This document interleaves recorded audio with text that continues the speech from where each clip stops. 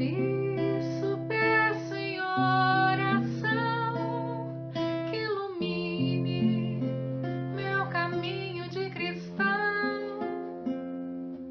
que eu jamais esqueço que eu tenho nas mãos a doutrina da consolação. Pai, meu Criador, bênção maior, tesouro igual neste lugar não há. Pai, ó meu Senhor, com gratidão lhe peço forças para fazer multiplicar no lar, na casa de oração, numa rua onde houver algum irmão. Levarei com toda a minha devoção a doutrina do meu coração.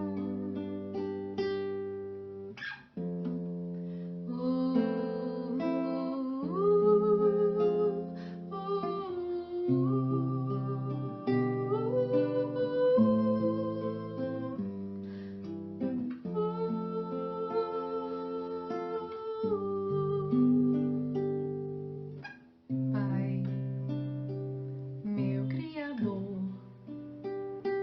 bênção maior, tesouro igual neste lugar não há. Pai, ó meu Senhor, com gratidão lhe peço forças para fazer multiplicar no lar, na casa de oração, numa rua onde houver algum irmão.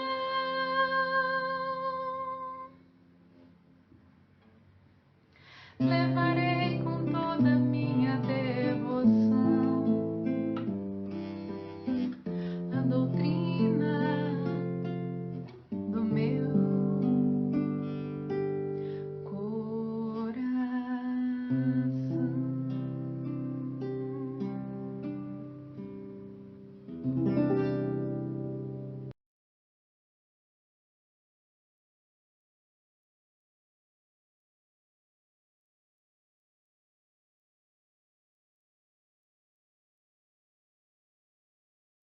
Muito bom dia a todos, sejam bem-vindos a mais uma live de estudo da doutrina espírita.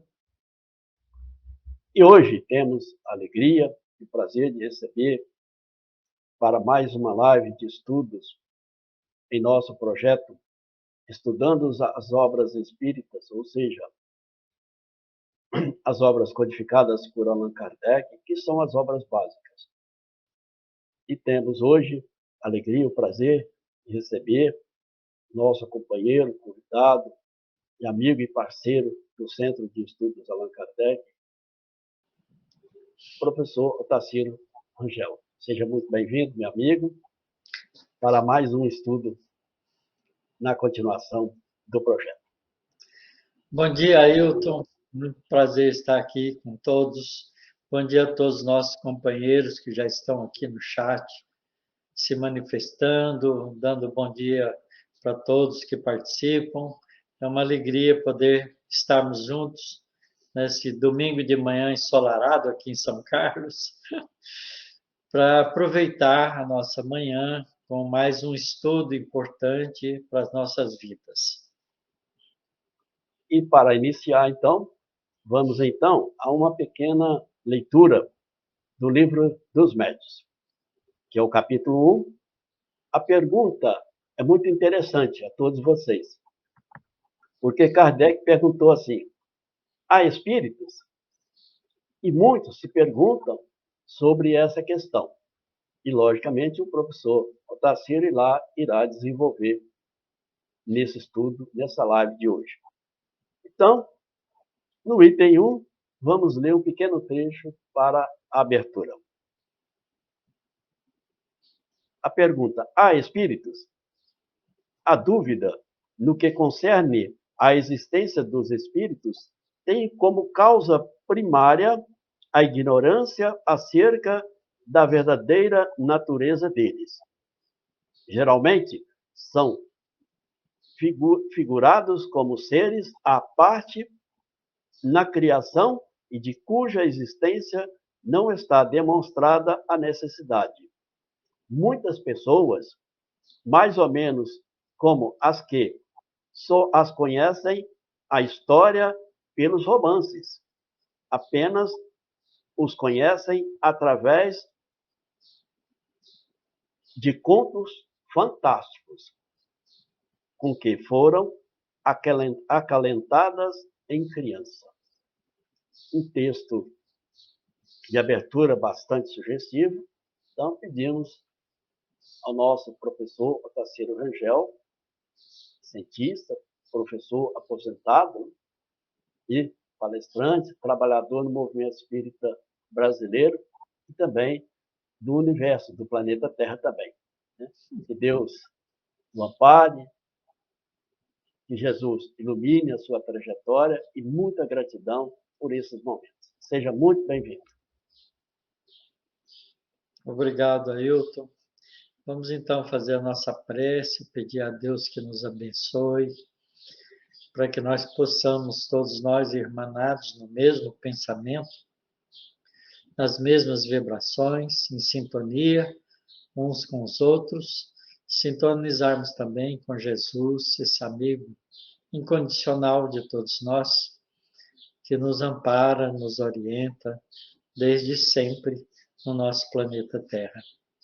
Querido Mestre, possamos nós aqui estarmos reunidos contigo, buscando em Ti as inspirações necessárias para que possamos estudar as obras da doutrina espírita, que abre caminho para todos nós, para um novo ideal, para uma nova frente de progresso espiritual para o nosso planeta, buscando a espiritualização de todas as criaturas. Queremos crer, Senhor, pelo entendimento que temos da doutrina, que o grande objetivo do Espiritismo é espiritualizar todas as atividades humanas, em especial as atividades religiosas que reúnem as criaturas como filhos do mesmo Pai. Portanto, como todos irmãos que somos, ampara-nos, Senhor, agora e sempre, e abençoe a nossa manhã. Que assim seja. Então, meus amigos, vamos lá ao estudo hoje do Livro dos Médiuns.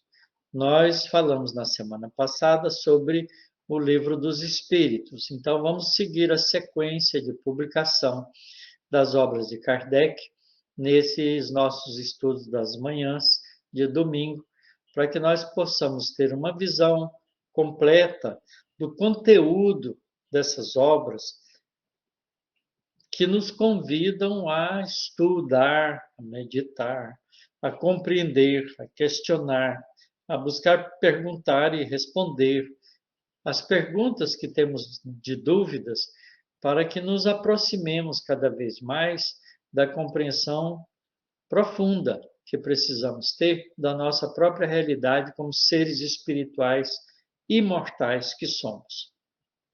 Então, o Livro dos Médiuns está dividido em duas partes.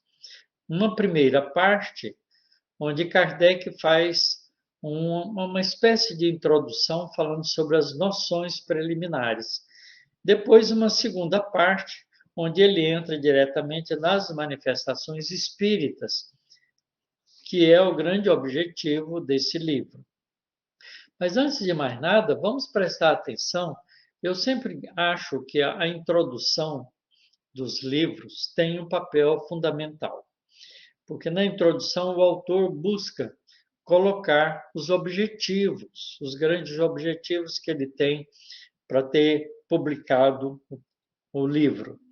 E eu aqui queria só ler o primeiro parágrafo da introdução para vocês verem o alcance e a importância disso.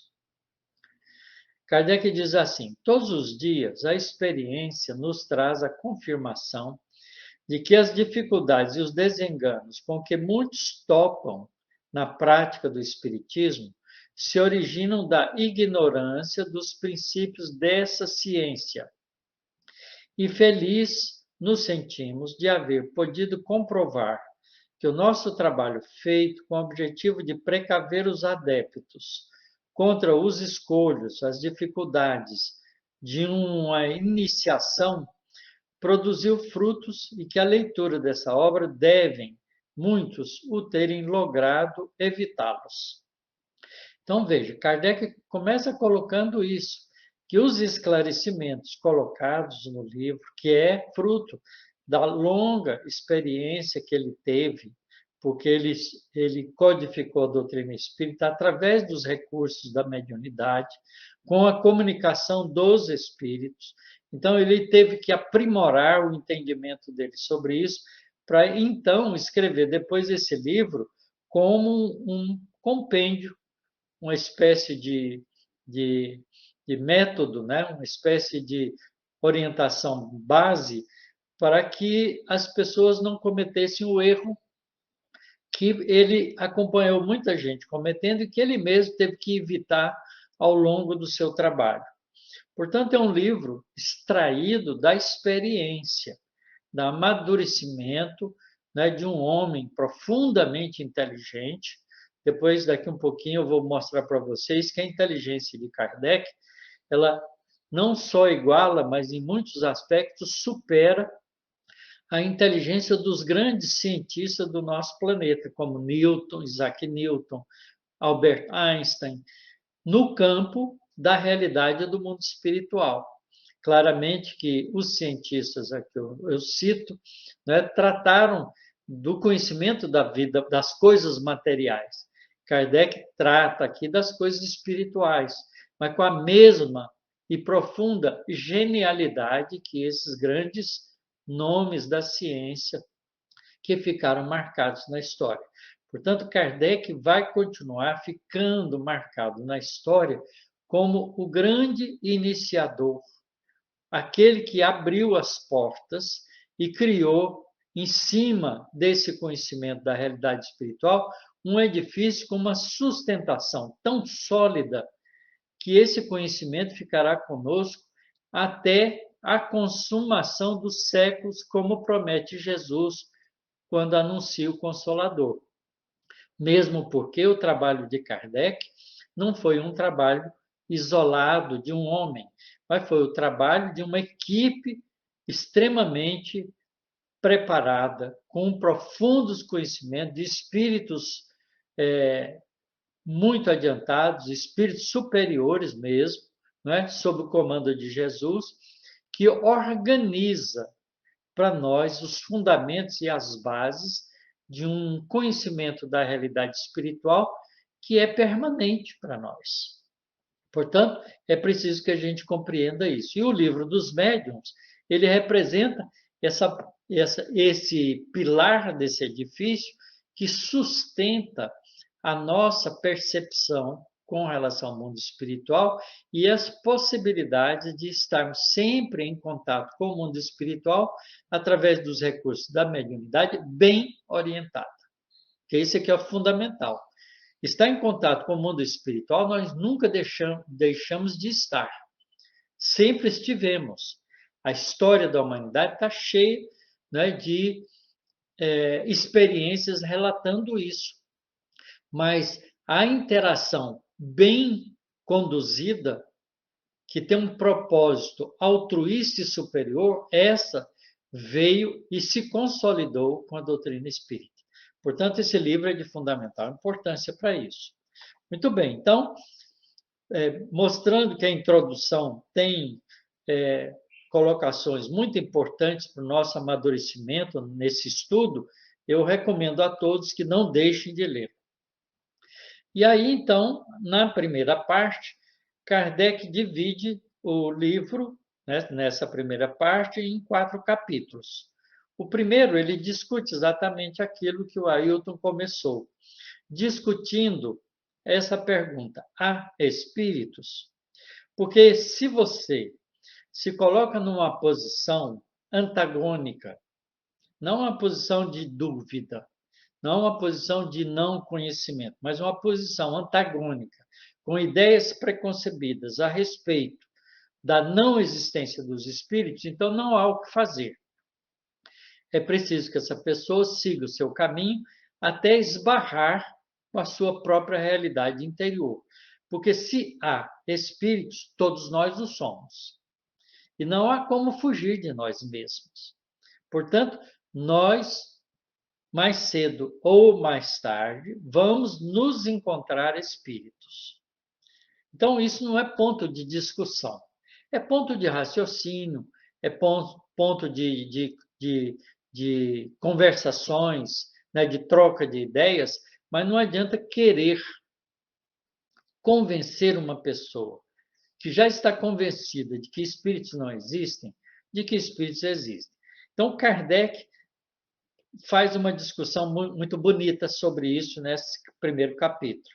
Depois ele passa para o capítulo 2, do maravilhoso e do sobrenatural, que é um capítulo também interessante, porque as pessoas que acreditam em Deus e acreditam na intervenção do mundo espiritual colocam isso como uma coisa sobrenatural.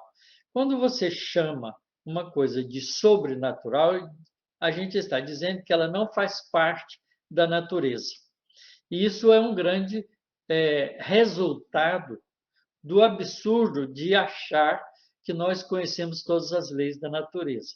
Então, Kardec aqui dá uma discutida sobre esse tema, mostrando que o sobrenatural só é sobrenatural quando não compreendido.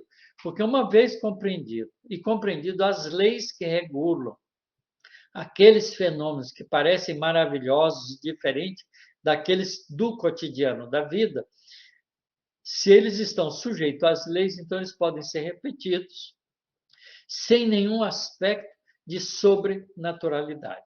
Então, do ponto de vista do conhecimento da doutrina espírita, que revela para nós as leis espirituais que nos governam e das leis que governam a interação entre o mundo espiritual e o mundo físico, não há mais sobrenatural. Então, não existe ciências ocultas, existem ciências ignoradas. Há uma diferença nisso, porque ciências ocultas parece que a gente nunca vai conhecer, e não é verdade, porque isso é fruto ainda do nosso atraso, da nossa ignorância, do nosso não adiantamento no grande progresso espiritual. E nós estamos muito longe de conhecer tudo da natureza, portanto, a gente não pode dizer que isso é sobrenatural antes de investigar para conhecer as leis que estão por trás. Então, Kardec tira, né, esse conceito de sobrenatural, o peso que nós dávamos a ele por causa da nossa ignorância, e coloca as explicações claras, baseadas nas leis espirituais que a gente conhece, nesses fenômenos que nos parecem não convencionais, vamos dizer assim, e que a gente atribui ao sobrenatural, mas que são fenômenos muito mais corriqueiros do que a gente imagina. Então, aqui ele faz uma análise muito bonita disso, que também é feita em outros livros de Kardec. Lá na Gênesis nós vamos encontrar uma análise desse tipo também, para poder compreender aqueles chamados milagres que Jesus fez, mostrando que aquilo não tinha nada de sobrenatural, que obedece às leis da natureza, que Jesus sempre conhecia e que podia utilizá-lo de maneira adequada, mostrando que esses fenômenos se repetem até hoje, portanto, tirando da condição também de sobrenatural. Depois, então, ele vai no capítulo 3 e trata do método. Nesse capítulo, ele analisa as linhas de pensamento do ser humano, não é? O que deve preceder, de que modo a gente deve proceder, por exemplo, com os materialistas. E ele faz uma análise do tipo de materialista, porque existem materialistas por sistemas, existem materialistas que o são por falta de coisa melhor, existem incrédulos por ignorância, por má vontade, por interesse e má fé, por pusilanimidade, por escrúpulos religiosos, por efeitos de decepções, assim por diante. Depois, então, ele analisa a classe de espíritas, porque já na época dele existiam muitas pessoas que já adotavam o espiritismo como uma maneira de conduta de pensamento e de ação. Então, ele faz uma análise dos espíritas da época e classifica eles em 3 classes de espíritas: os espíritas experimentadores, os espíritas imperfeitos e os espíritas cristãos ou verdadeiros espíritas. Tá certo? E aí, então, ele apresenta uma ordem de que se deve obedecer os estudos espíritas, que está no parágrafo 35 desse capítulo 3, que nós vamos apresentar aqui, porque ele é de uma orientação muito importante. Kardec diz o seguinte: aos que quiserem adquirir essas noções preliminares pela leitura das nossas obras, aconselhamos que as leiam na seguinte ordem. Primeiro, o que é o Espiritismo? Essa brochura, de uma centena de páginas, somente contém uma exposição resumida dos princípios da doutrina espírita, um apanhado geral desta, permitindo ao leitor apreender-lhe o conjunto dentro de um quadro restrito. Em poucas palavras, ele lhe percebe o objetivo e pode julgar do seu alcance. Aí se encontra, além disso, respostas às primeiras questões ou objeções que os novatos se sentem naturalmente propensos a fazer. Essa primeira leitura, que muito pouco tempo consome, é uma introdução que facilita um estudo mais aprofundado. Uma vez feito esse estudo, essa leitura cuidadosa, então passa para o segundo livro, que é justamente o livro dos Espíritos, aquele que nós falamos no domingo passado, que contém a doutrina completa, como a ditaram os próprios Espíritos, com toda a sua filosofia e todas as suas consequências morais. É a revelação do destino do homem, a iniciação no conhecimento da natureza dos espíritos e nos mistérios da vida de além-túmulo. Olha que colocação bem feita.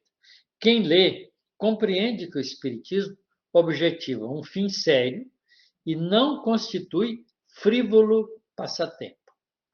Isto é, quem adentra o conhecimento da doutrina espírita descobre uma nova realidade e uma nova maneira de ver a vida como um todo, porque a vida deixa de ser a vida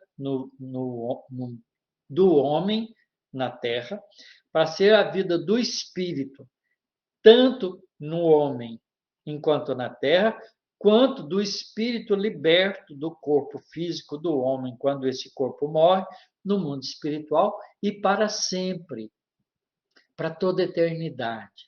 Então veja que isso não é motivo, não pode ser motivo de frívolo passatempo. É de profunda solicitação do indivíduo para uma mudança radical no seu modo de ver. Depois, então, feito o estudo do Livro dos Espíritos, ele nos aconselha a estudar justamente o livro que estamos com ele hoje, o Livro dos Médiuns. Destina-se a guiar os que queiram entregar-se à prática das manifestações, dando-lhes conhecimento dos meios próprios para se comunicarem com os espíritos. É um guia tanto para os médiuns quanto para os evocadores e o complemento de O Livro dos Espíritos. Eu diria mais. Aqui eu vou tomar liberdade de complementar Kardec. Eu sei que é um atrevimento, mas eu vou ter esse atrevimento.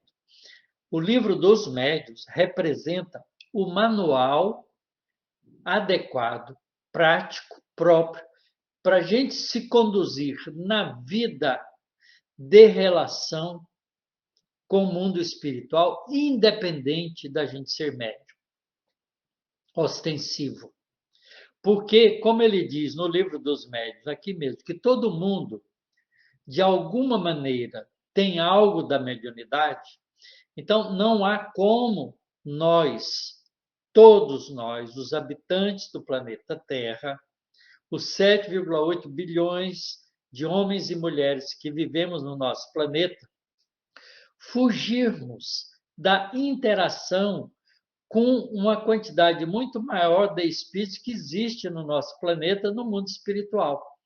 Porque o nosso planeta é uma casa das moradas do Pai Celestial, como diz Jesus, e que abriga um número significativo de espíritos, segundo a informação de Emmanuel, através de Chico Xavier. No livro Roteiro, da lição número 9, a Terra abriga cerca de pouco mais de 20 bilhões de espíritos, dos quais, hoje, nós somos 7,8 bilhões encarnados. Portanto, o restante está no mundo espiritual, adjacente à nossa vida. Então, os espíritos convivem conosco diariamente. Por isso, não há como evitar a participação deles em nossas vidas. Ora, e como é que nós podemos distinguir quando eles estão interagindo com a gente ou não? Através do estudo cuidadoso de O Livro dos Médiuns, que nos informam todos os pontos importantes para a nossa compreensão em relação a intercâmbio espiritual com os espíritos. Quando nós dormimos, nós nos desprendemos do corpo físico. Para onde nós vamos? Como espíritos livres do corpo que fica dormindo na cama. Nós vamos entrar em relação com o mundo espiritual. Portanto, nós vamos ver os nossos parentes que já desencarnaram, vamos ver os nossos inimigos espirituais que a gente arranjou em reencarnações equivocadas. Vamos encontrar amigos espirituais que nos ajudam.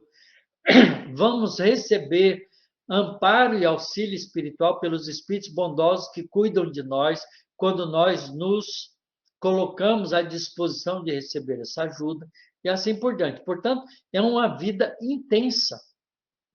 E se a gente pensar que a gente passa 1/3 da nossa vida inteira no mundo espiritual enquanto dormimos, a gente não pode, portanto, desprezar essa parte da nossa vida.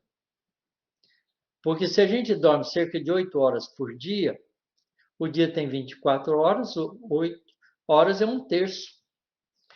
Um indivíduo de 60 anos já dormiu 20 anos. O que ele fez nesses 20 anos enquanto dormia? Essa é uma boa pergunta que a gente pode responder com o entendimento do Livro dos Médiuns. Portanto, ele vai além daquilo que Kardec fala aqui. Depois, então, ele nos aconselha a também acompanhar as suas publicações que ele fazia na época da Revista Espírita, que hoje nós temos todas elas editadas, não é, e publicadas à disposição de todos nós. Todos nós podemos entrar no site da Federação Espírita Brasileira e copiar não só as obras básicas para o nosso computador, mas também todas as edições da Revista Espírita. Então, temos esse acervo do trabalho grandioso de Kardec na construção e no estabelecimento estrutural e lógico da doutrina espírita.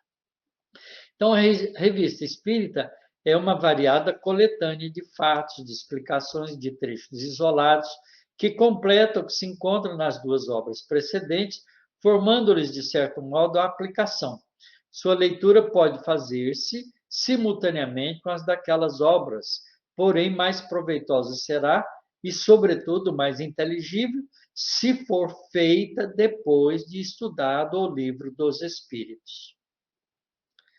Então, vejam que essa é a orientação de Kardec na época. O livro dos Médiuns foi publicado em 1860. Portanto, isso aqui está escrito aqui, não é? Antes da publicação da segunda edição de O Livro dos Espíritos, e também da Revista Espírita em Andamento. Mas depois Kardec publicou o Evangelho segundo o Espiritismo, que a gente recomenda como uma leitura cotidiana, o livro Céu e Inferno, que vale a pena a gente estudar cuidadosamente, porque isso nos ajuda a compreender como é que é a vida no mundo espiritual depois de vivido a vida física, e como a vida física, a maneira com que a gente leva a vida no mundo físico, aqui como homens e mulheres, implicam no nosso resultado e comportamento na vida espiritual depois da morte do nosso corpo físico. E, finalmente, o livro A Gênese. Portanto, a gente tem uma sequência de livros para serem estudados, de modo que a gente deve fazer. Mas Kardec ainda recomenda, ele diz o seguinte, olha, não é? Que ele sugere que a gente deve mesmo ler todos os livros, prós e contra, as críticas, como as apologias, inteirar-se dos diferentes sistemas, a fim de podermos, por comparação, julgar com precisão a qualidade dos ensinos da doutrina espírita. Muito bem, então, feito isso, nós passamos, né, para o capítulo 4, que ele fala, então, dos sistemas. E aqui, dos sistemas, ele analisa diferentes modos por que o Espiritismo é encarado. Né? Então, tem os sistemas dos negadores, os que negam. O sistema daqueles que acham que tudo é charlatanismo e da loucura e da alucinação. De alguns movimentos fisiológicos que geravam ruídos e tudo mais que as pessoas podiam atribuir à comunicação dos espíritos. Ao sistema de afirmação, ao sistema da alma coletiva, quer dizer, não é um espírito que comunica, mas é um conjunto de almas, as almas coletivas de todos aqueles que já desencarnaram. Então, ele faz uma análise mostrando os prós e contras desses sistemas todos. E aí ele fala sobre o sonambulismo, sobre o pessimista, sobre a ideia do diabo ou do sistema do demônio, que muitas religiões acreditam que só dois espíritos comunicam, não é? Ou é o Espírito Santo ou é o diabo.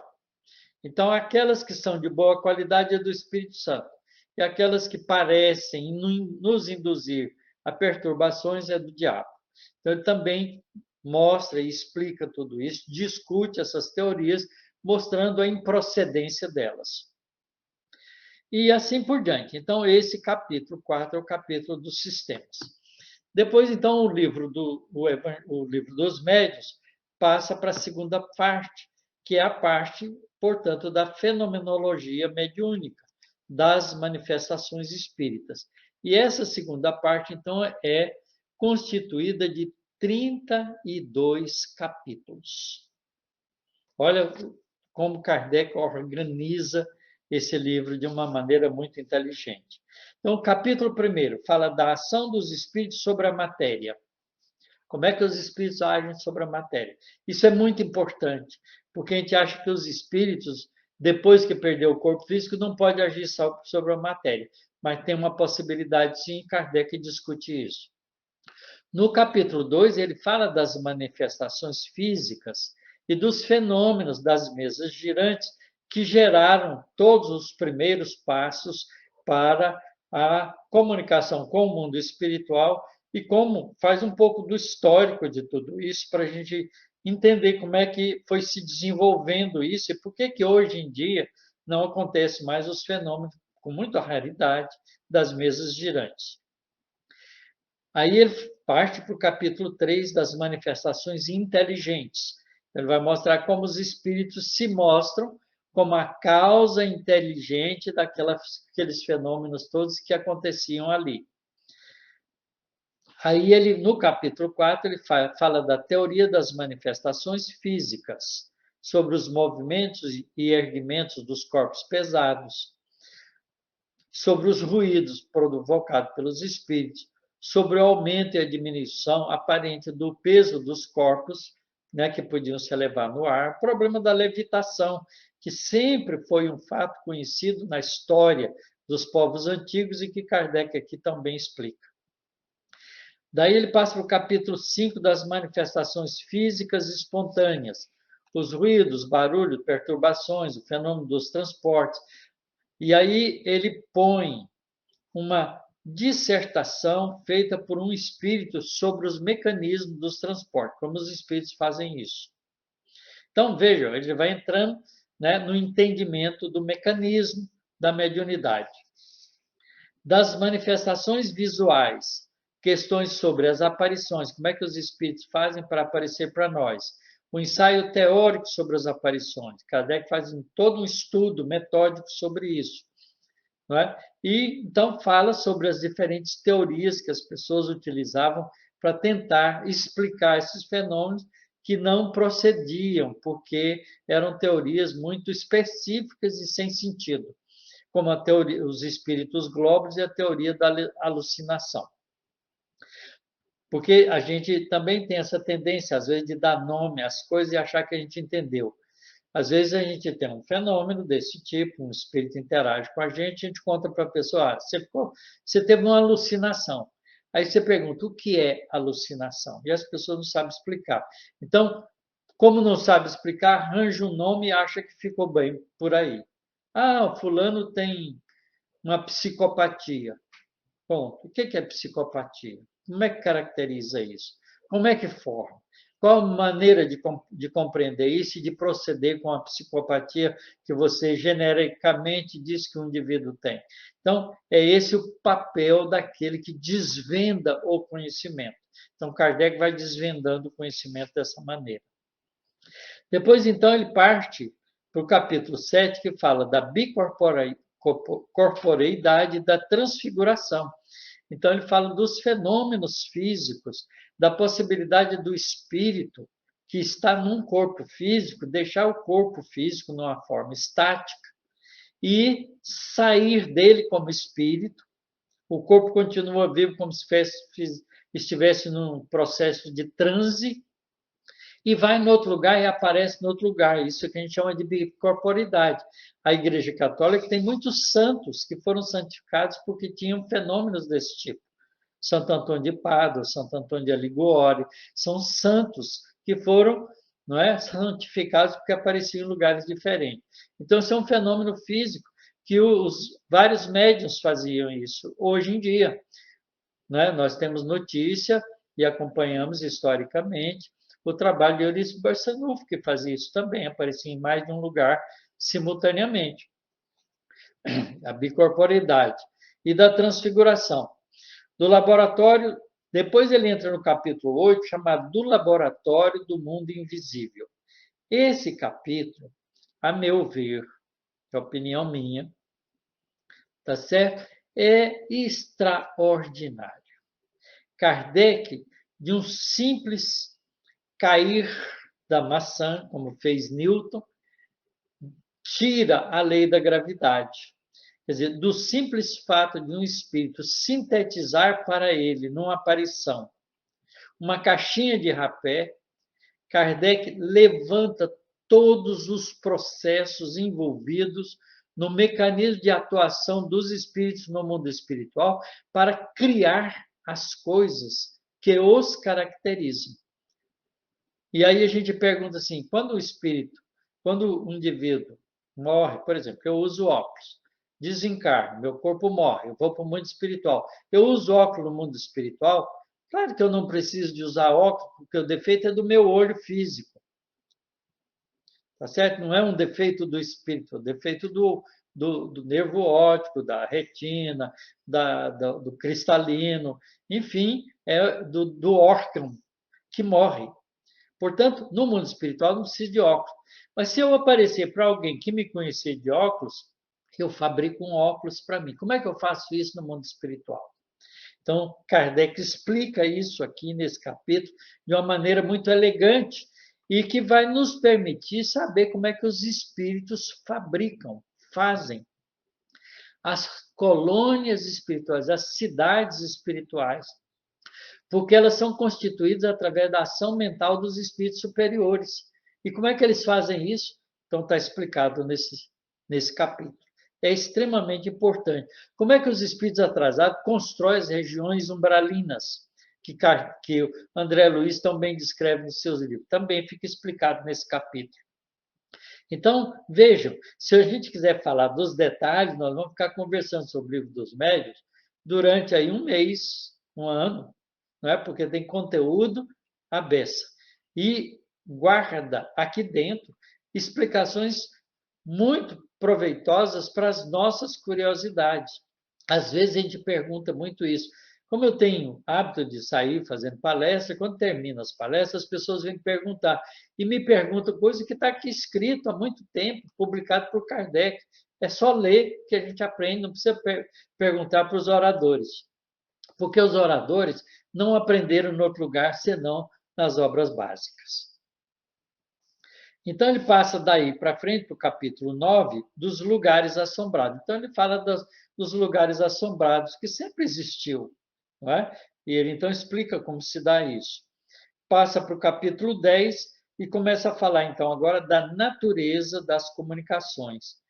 E classifica as comunicações em 3. Comunicações grosseiras, frívolas, sérias e instrutivas. Então, ele classifica pela ordem moral e de adiantamento dos espíritos que comunicam. Aí, no capítulo 11, ele fala do método de comunicação. Então, 2 métodos que eram utilizados, o método dos sinais e o método do ruído, chamado sematologia e tiptologia, a linguagem dos sinais e das pancadas. E ele, então, fala como é que os espíritos, no começo, comunicavam com a tipologia alfabética. Quer dizer, a mesa fazia um ruído, dava uma pancada com o pé, por exemplo, suspendia e batia o pé. O espírito provocava esse movimento. Então, se uma pancada podia ser convencional, como sim, 2 pancadas não.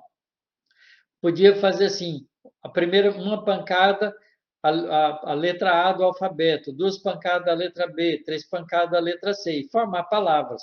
Veja que é um processo demorado de comunicação, mas isso foi utilizado no começo. Depois, Kardec percebe que nada disso era necessário e vai falar sobre os recursos da mediunidade aqui na frente.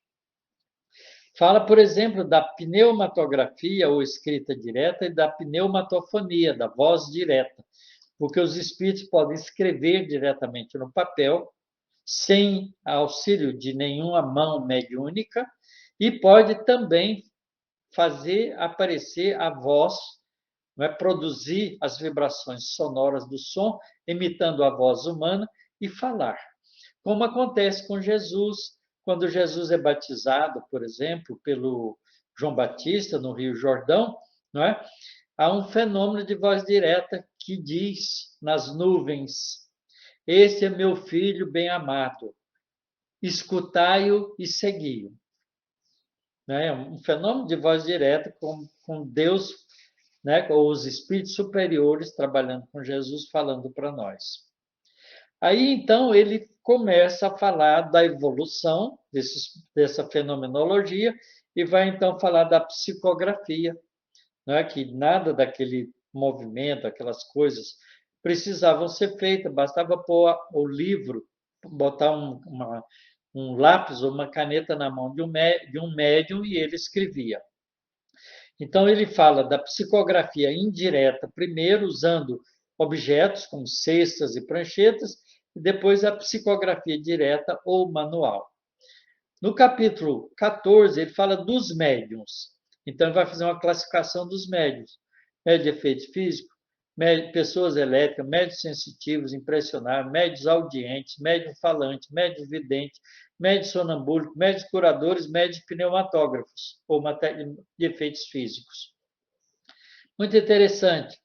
Aí ele vai fazer uma análise de cada uma delas, dos médios escreventes ou psicólogos, no capítulo 15. No 16, dos médios especiais. No Médios Especiais, ele fala sobre as aptidões especiais dos médiums e faz um quadro sinótico das diferentes espécies de médiums. Então, todos nós podemos nos analisar, nos classificar, se temos mediunidade, dentro desse quadro que Kardec fez há tantos anos atrás, mais de um século e meio, e a gente às vezes fica em dúvida até hoje, sendo que a gente tem as explicações à nossa mão.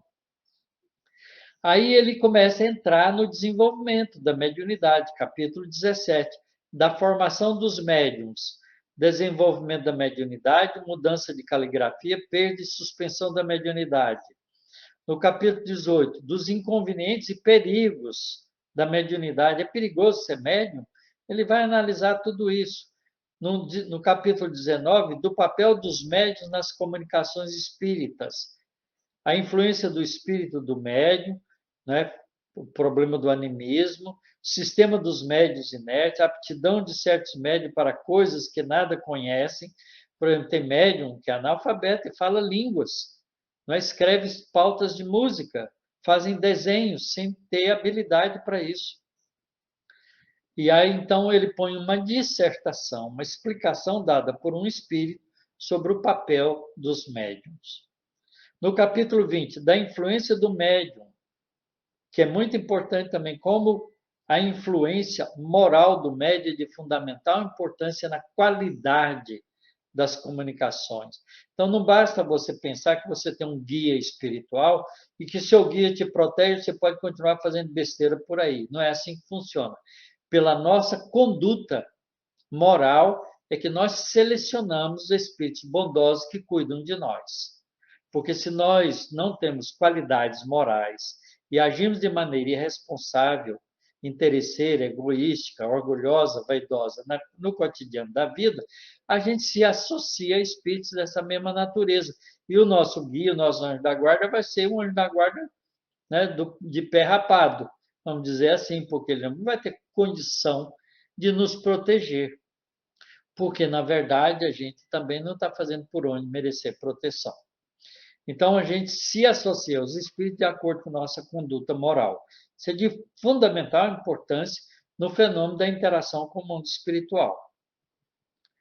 Aí ele fala da influência do meio, depois da mediunidade nos animais. Olha aqui. Quem pensa que os animais não percebem os espíritos, vão ser surpreendidos nesse capítulo. E ele explica como é que isso é possível. No capítulo 23, ele fala do grande problema que aflige a humanidade, da obsessão. Classifica a obsessão em três níveis, 3 graus de obsessão. A obsessão simples, a fascinação e a subjugação. E aí as causas da obsessão e quais os meios de combater a obsessão. Capítulo fundamental para o nosso entendimento. Não adianta a gente querer ficar livre dos obsessores sem compreender por que eles nos obsediam e como a gente pode fazer para tornar esse obsessor, em vez de um inimigo, um amigo, porque esse é o meio de combater a obsessão. É melhorarmos a nós mesmos, pedirmos desculpas e fazer com que esse espírito que tem raiva de nós nos perdoe. Finalmente, ele vai lá no capítulo 24, falando como que nós identificamos os espíritos. Provas possíveis de identidade, modo de se distinguir os bons dos maus espíritos e as questões diversas sobre a natureza e identidade dos espíritos. Depois, no 25, né, se a gente deve ou não evocar os espíritos e qual é o nosso comportamento diante disso.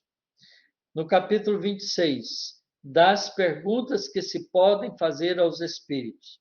Quer dizer, também a gente precisa tomar cuidado com isso, porque se a gente começar a usar os espíritos para resolver os nossos problemas particulares da vida, a gente vai selecionar espíritos embusteiros no lugar de espíritos bondosos. Porque os espíritos bondosos têm o que fazer. E as nossas atitudes do cotidiano da vida é nossa própria responsabilidade.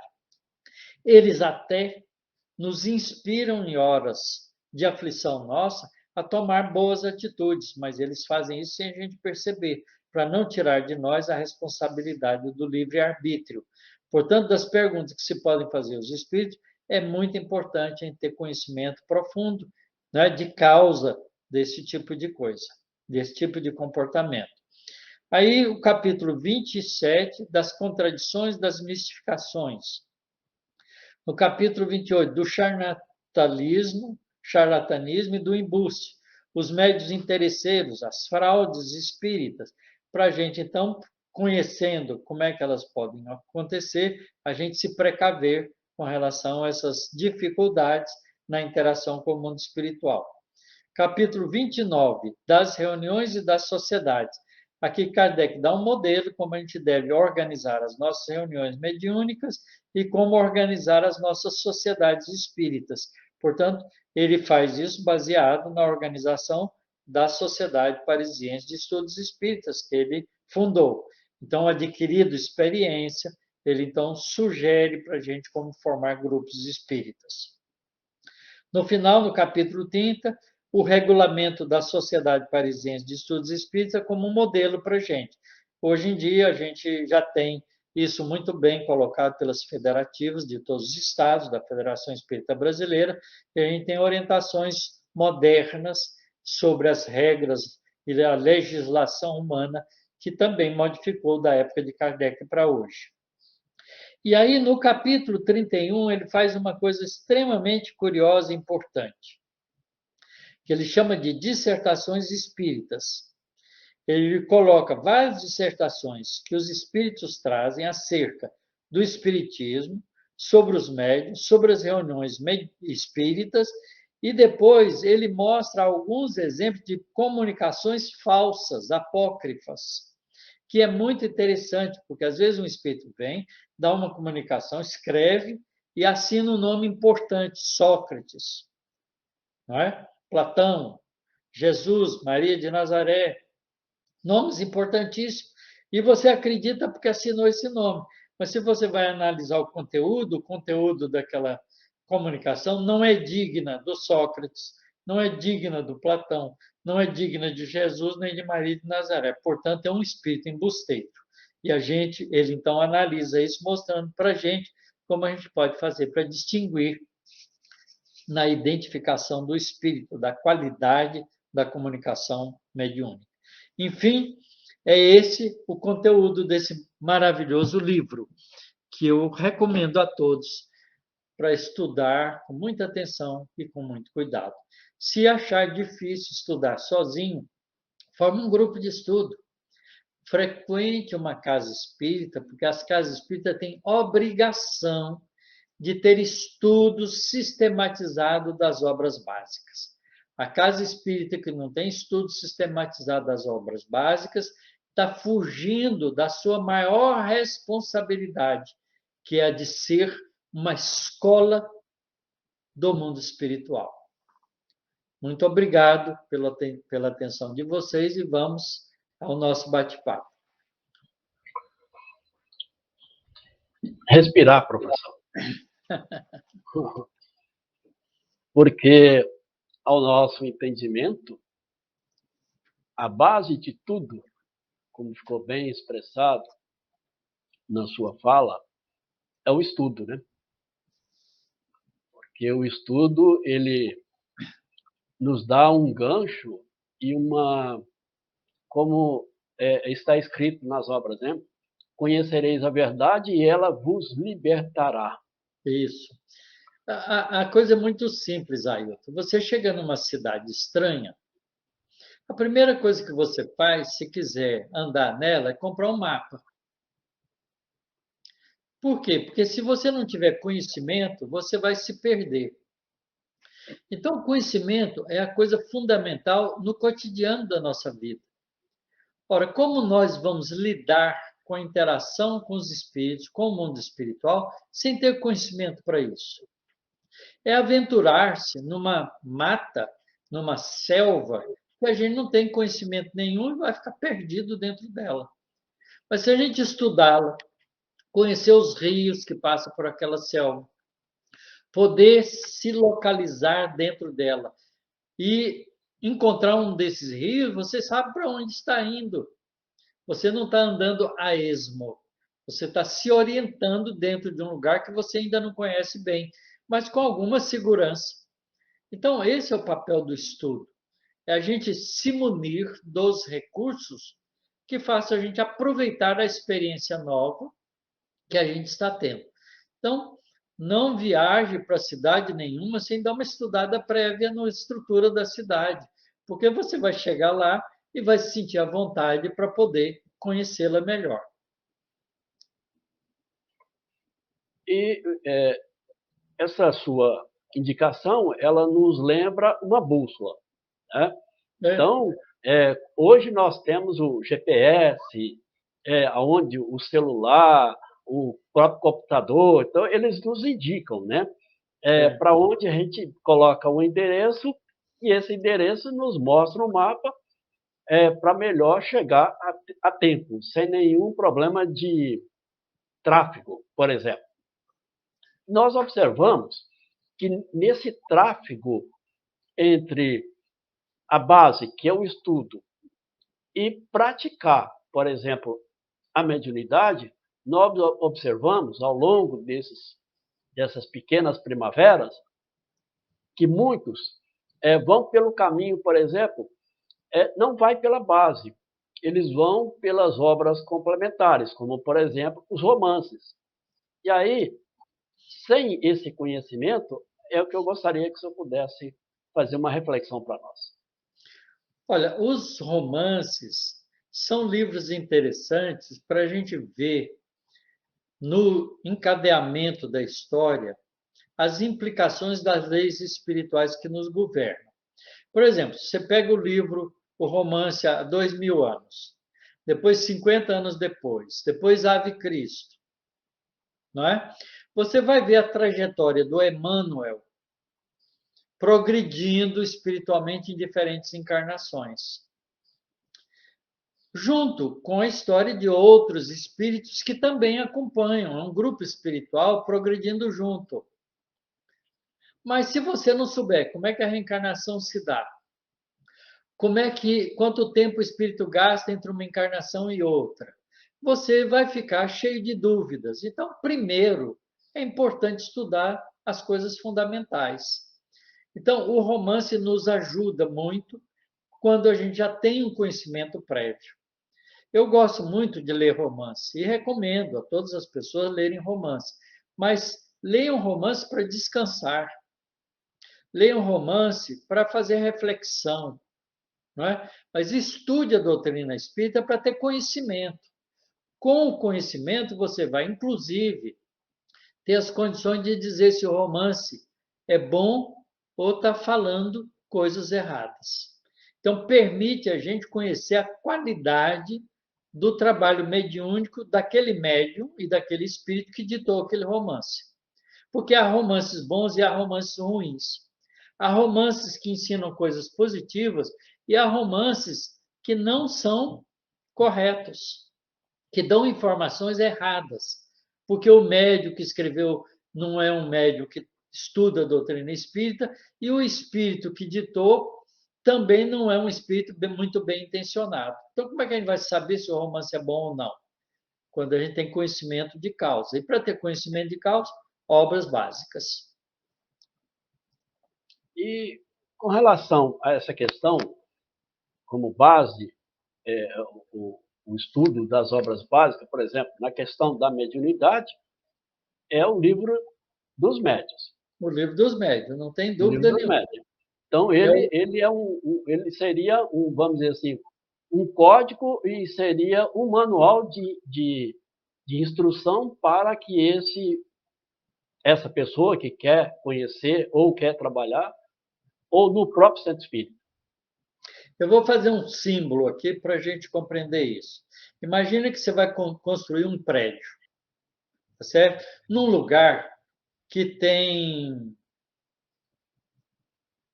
terremoto, né? Que tem sempre abalos. É que a estrutura da engenharia civil faz.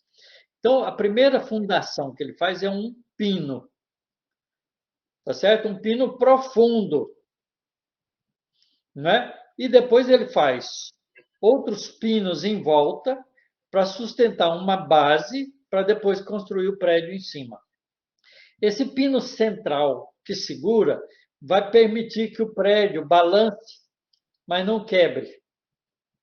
E os 4 pinos em volta vai sustentar o prédio para não balançar de qualquer maneira.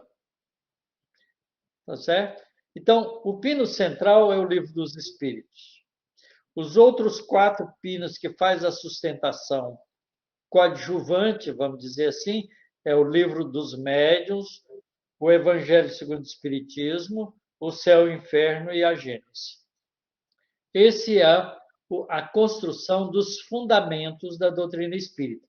E em cima desse edifício, então, a gente construiu, não é, os detalhes do conhecimento da relação nossa com o mundo espiritual, de como o mundo espiritual é, como é que nós vamos encontrá-lo, as cidades espirituais, todos esses detalhamentos que vieram nas obras de continuidade depois de Kardec, não é? Com os continuadores de Kardec, e agora com os trabalhos mediúnicos grandiosos de Chico Xavier, de Valdo Pereira Franco, Ivone Pereira, né? E todos esses autores de romances de qualidade que trouxeram detalhes da aplicação desse conhecimento na vida cotidiana, na vida de relação entre nós e o mundo espiritual. Então, é fácil de entender. Então, como é que eu vou fazer um edifício que não tem uma sustentação boa?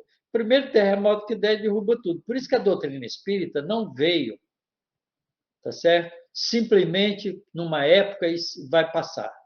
A doutrina espírita não vai passar. Ela é o consolador prometido por Jesus que vai ficar conosco até a consumação dos séculos, como diz Jesus. Consumação dos séculos é para sempre, porque a doutrina espírita é os fundamentos da realidade do mundo espiritual, das leis espirituais que nos governam e da associação dessas leis com a relação do mundo espiritual e o mundo físico. Portanto, isso é para sempre e é universal, porque onde existe planeta com espíritos encarnados vivendo a vida material, haverá interação com o mundo espiritual, portanto, a doutrina espírita se aplicará lá também. Portanto, é um conhecimento universal nesse sentido, como as leis da física. As leis do eletromagnetismo não valem só na Terra, valem no Sol, nas estrelas, nos confins do nosso universo. A luz que nós estamos recebendo de uma estrela que está a 10 bilhões de anos de nós é a mesma luz produzida aqui pela oscilação das cargas elétricas. O fenômeno é o mesmo, as leis que explicam é a mesma. Então, as leis do eletromagnetismo são universais.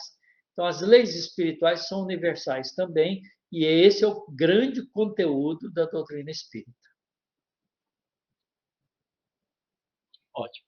Vamos aqui agradecer também, né? No meio da nossa live aqui, nós temos online aqui as pessoas de Aparecida de Goiânia, temos Hidrolândia e Belo Horizonte e Araraquara, São Paulo, professor. Viu? A nossa gratidão a todos vocês que façam bastante proveito desse estudo, desse domingo. E é muito interessante quando a gente fala da mediunidade, porque algumas pessoas que vão pelo caminho do romance, igual a justificativa que o senhor deu, que é necessário conhecer primeiro as obras básicas para entender aquilo que está pautado lá nessa obra complementar. E aí, nos fez lembrar, por exemplo, que Emmanuel e André Luiz, em várias obras que são complementares, e são espíritos que vivenciaram no mundo corpóreo, como o nosso de hoje, que é o mundo físico, assim também como no mundo espiritual, ampliar mais ainda esses conhecimentos, trazendo para nós essas informações. E aí, por exemplo, nós temos, por exemplo, numa das obras de Emmanuel, que é uma coleção psicografada pelo Chico, que é o Pão Nosso, por exemplo, e aí ele trata, por exemplo, que é uma questão que muitos hoje estão, de certa forma, vivenciando ou achando que estão, por exemplo, nas questões dos transtornos de obsessões. Então, nós temos várias obras que dão indicações. Então, por isso que é necessário o entendimento, então, da obra básica para compreender esse processo que eles dão a nós, né, professor? Exato. Você tem inteira razão.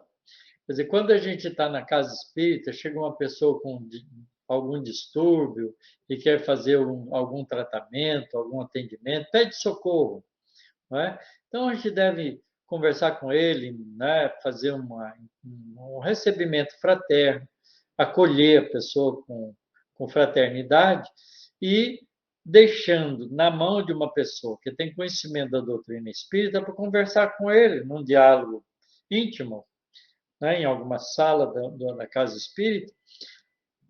E nessa situação ele vai poder compreender um pouco da dificuldade da pessoa e perceber se ela tem um processo obsessivo ou não.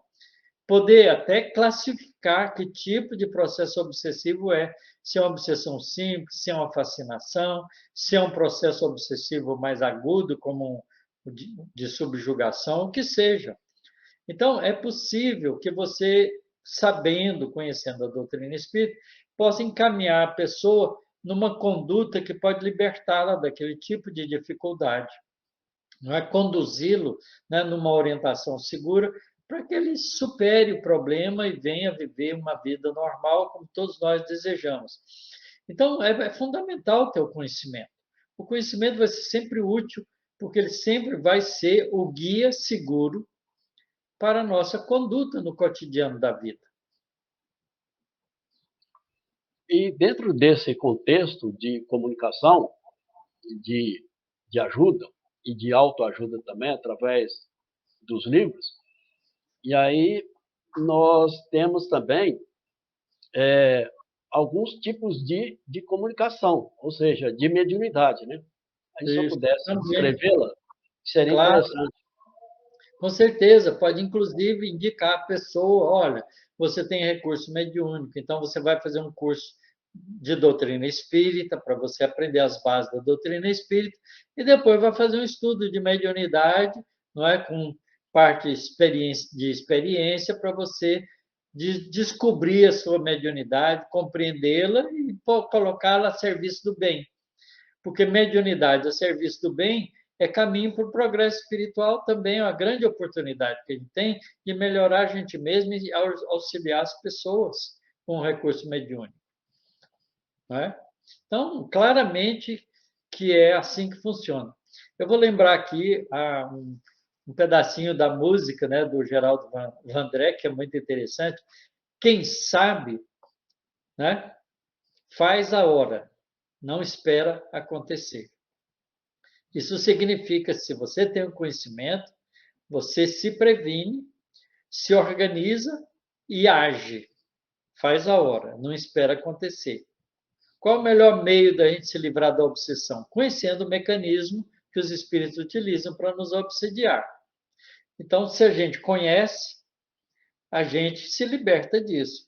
É difícil você encontrar uma pessoa que está trabalhando no bem, agindo, fazendo tudo aquilo que aprendeu com a doutrina espírita, né? Fazendo uma mudança de comportamento, ficar obsediado.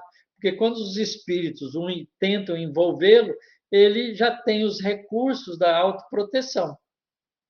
Tá certo? Então, a gente também, ao invés disso, a gente passa a abrigar esses espíritos no nosso cotidiano com preces, com compreensão, com amor, com respeito, com a coragem de pedir perdão pelos erros cometidos, porque eles não estão agredindo a gente de graça. Certamente a gente os feriu no passado. Então, a gente faz uma reconciliação que impede o processo obsessivo. Aquilo que Jesus recomendou para a gente. Reconcilia com teu adversário enquanto está a caminho com ele. Ora, se eles têm acesso a nós, está a caminho conosco. Então, é hora da reconciliação. Mas como a gente reconcilia com o Espírito? Aí a doutrina espírita nos esclarece perfeitamente sobre isso.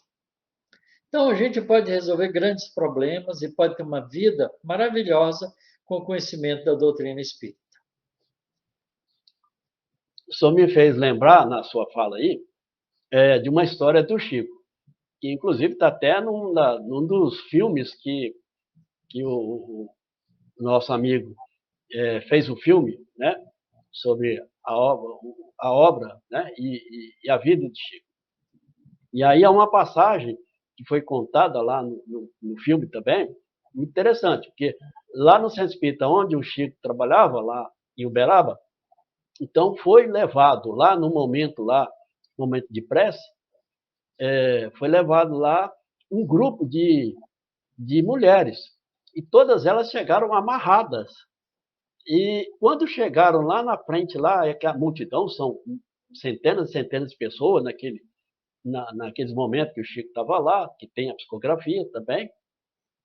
E aí, quando chegou esse grupo de pessoas amarradas, as mulheres, amarradas com corda de bacalhau, como falava na roça, né? É. Aí, de repente, o Chico olhou aquilo e falou assim: para que isso? E recomendou: desamarre todas elas. Aí alguém, não, Chico, mas ela está possessiva, elas estão não sei o que, tal, deram adjetivos, né? E de repente o Chico pediu para soltá-las. Aí, nesse meio tempo, o Chico entregou para um trabalhador lá da casa de prece o evangelho. Falou assim: ó, quando eu começar a orar, você taca o evangelho nelas. E aí o Chico começou a entrar em transe, em pensamento, e foi fluindo. Tal. E nessa hora, quando ele começou a fazer a oração, aí o trabalhador da casa espírita foi, pegou o evangelho e pim, na cabeça do Chico. O Chico assustou e saiu de óbito. Aí, o que ficou o entendimento? Nós não queremos o espiritismo, ele não vai atacar, obrigar alguém a seguir o espiritismo. Ou seja, temos o livre-arbítrio para escolher os caminhos. Né? E nesse caminho que foi mostrado nessa pequena história do Chico, que é um momento onde há essa manifestação sobre essas mulheres, então não precisa amarrar. Não precisa. Precisa acolher com carinho, com amor, com respeito pela dificuldade que as pessoas estão passando.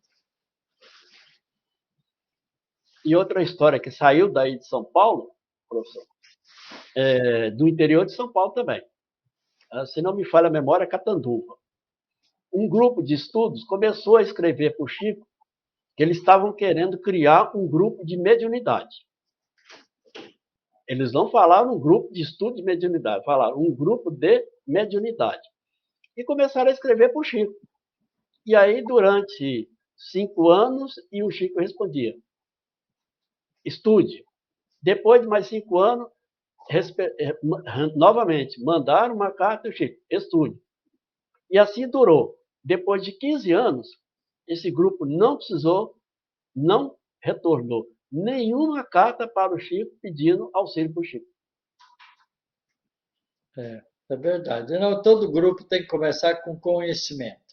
Então, tem que começar pelo estudo. Isso é fundamental. Por isso, as casas espíritas têm que estar bem orientadas, fazendo os estudos sistemáticos das obras básicas, né, para atender todas as pessoas que vão chegando à casa e ter a oportunidade de conhecer.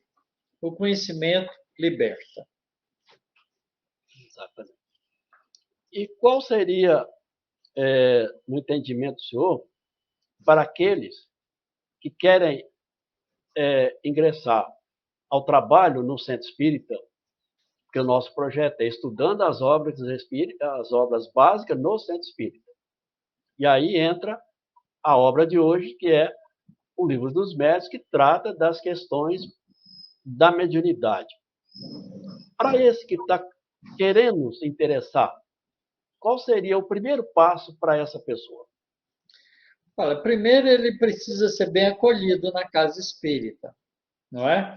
E a casa espírita, como desenvolve uma série de atividades diferentes, a pessoa sempre pode se encontrar em alguma atividade que ele possa fazer. Claramente que a mediunidade não é a primeira coisa, porque há uma necessidade de estudo, de preparação, de treinamento, não é? A pessoa precisa aprender a fazer concentração, fazer prece, a ficar com o pensamento firme no propósito da reunião, e a maioria de nós não tem esse treinamento. Então, é preciso um treinamento, não é? Não só o conhecimento, mas um treinamento também. Por isso, todos os estudos da parte mediúnica nas casas espíritas é feita com o conhecimento do Livro dos Médiuns e também com treinamento em grupos pequenos a formação de grupos mediúnicos, né? Que vão devagarinho, né? Aprendendo, depois de alguns anos de experiência, as pessoas acabam formando um grupo mais solidificado, mas isso leva tempo. E a gente também sabe que mediunidade é sempre cheio de surpresas, porque há nuances variadas. Então, o estudo da mediunidade é para sempre, enquanto a gente estiver vivo. Todos os médiuns seguros falam isso. Isso o Divaldo fala, o Chico falava, a Ivone Pereira sempre dizia isso. Então, é importante que as pessoas não deixem de aprender, porque há detalhes, há nuances que você vai aprendendo sempre. A gente tem vários livros bons depois de continuidade do Livro dos Médiuns, escrito por autores seguros, né, que ajudam nesse entendimento. Então, mediunidade, esse é um dos aspectos. Mas a Casa Espírita oferece oportunidade para trabalho de atendimento espírita, atendimento fraterno, né, de acolhimento de pessoas, de cuidados com enxoval, com mulheres necessitadas que ficam grávidas. Então, tem um trabalho grandioso de assistência social, onde sempre cabe alguém. Há um trabalho de formação de biblioteca, de conduzir a biblioteca da Casa Espírita. Há o trabalho na recepção das pessoas, pode ser treinada para isso. Então, há oportunidades diversas de trabalho numa Casa Espírita. A pessoa tem que ter uma certa humildade de aceitar aquilo para o qual ela pode dar uma contribuição. E entender que com a experiência vai aprendendo. Pode, mais tarde, com a experiência, até ser presidente do Centro Espírita. Qual é o problema? Nenhum. E lembrando, né, professor, agora chegando quase ao final de mais uma live de estudo, que no próximo domingo vamos estudar o Evangelho segundo o Espiritismo, que é a terceira obra, né? Isso.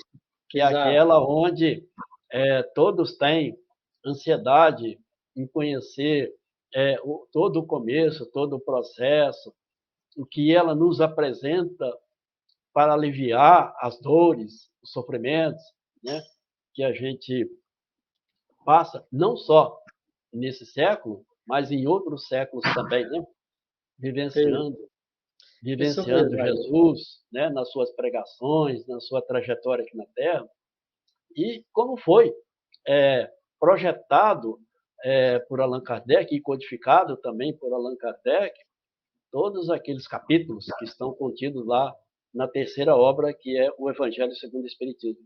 Então, fica todos aqui convidados a estarem conosco no próximo domingo, no mesmo horário, às 10 horas da manhã, em nosso canal no SEAC 97, Centro de Estudos Allan Kardec.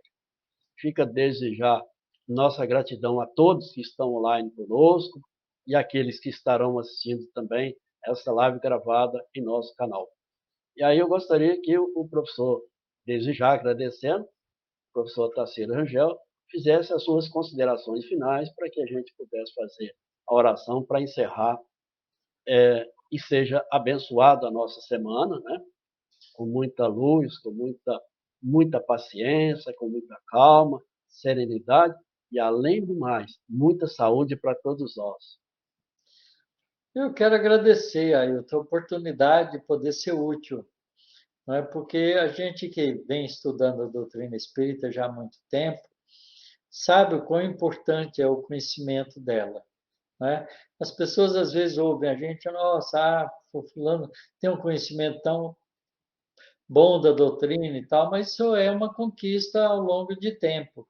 Eu comecei a estudar a doutrina espírita com 18 anos de idade. Então é natural, eu nunca deixei de estudar.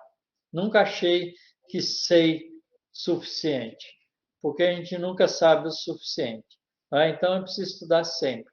Então esse é um propósito para nós, né? O conhecimento deve ser ampliado cada vez mais, porque as duas riquezas do indivíduo, do ser humano e do ser espiritual, é o conhecimento e o sentimento. Esse ninguém rouba de nós. O que eu sei é meu e o que eu sinto é meu. Ninguém vai tirar isso de mim. Então, quanto mais eu souber, melhor para mim, e quanto mais eu aprender a ter um bom sentimento, melhor para mim também. Então, essas são as nossas conquistas que eu sugiro a todos que estão nos ouvindo embarcar comigo nessa canoa maravilhosa, né, segura, que é de enriquecer a si mesmo. Agradecer a participação de todos, as vibrações agradáveis, bondosas, fraternas, que a gente vê aqui, que o pessoal no chat vai colocando. Agradecer e pedir a Deus que abençoe todos nós. Muito obrigado. Então, vamos então fazer a nossa oração de agradecimento a todos que vocês estão aqui online conosco, aqueles que estarão assistindo a live gravada. Vamos lembrar de Deus, nosso Pai de bondade e justiça. Vamos lembrar de Jesus, nosso Mestre, o nosso guia e modelo de vida, ainda aqui na Terra. Vamos lembrar dos espíritos amigos que nos ajudam nessa caminhada evolutiva na Terra, nos ajudando a compreender o perdão, a compreender a caridade, exercitando elas conosco primeiro, em nossos lares, perante as nossas famílias e perante a sociedade. Que nesse dia rogamos a Deus que abençoe o planeta Terra, que abençoe os habitantes do planeta Terra, que abençoe o movimento espírita mundial, brasileiro e regional, do qual fazemos parte. Pedimos que cada lar onde estiver alguém nesse instante com enfermidade, seja ela qual for, que Jesus, com seu manto, cubra a essas enfermidades, dando saúde e, acima de tudo, serenidade para compreender a esse processo. Enfim, Senhor, agradecemos por esses momentos e até a próxima live de estudo do Evangelho segundo o Espiritismo, sob a tua misericórdia e a tua bondade. Uma ótima semana a todos. Que Jesus continue nos abençoando e Deus nos dando a condição necessária para entender o processo reencarnatório. Muito obrigado a todos e a todas. Um bom domingo para todos. Um bom domingo.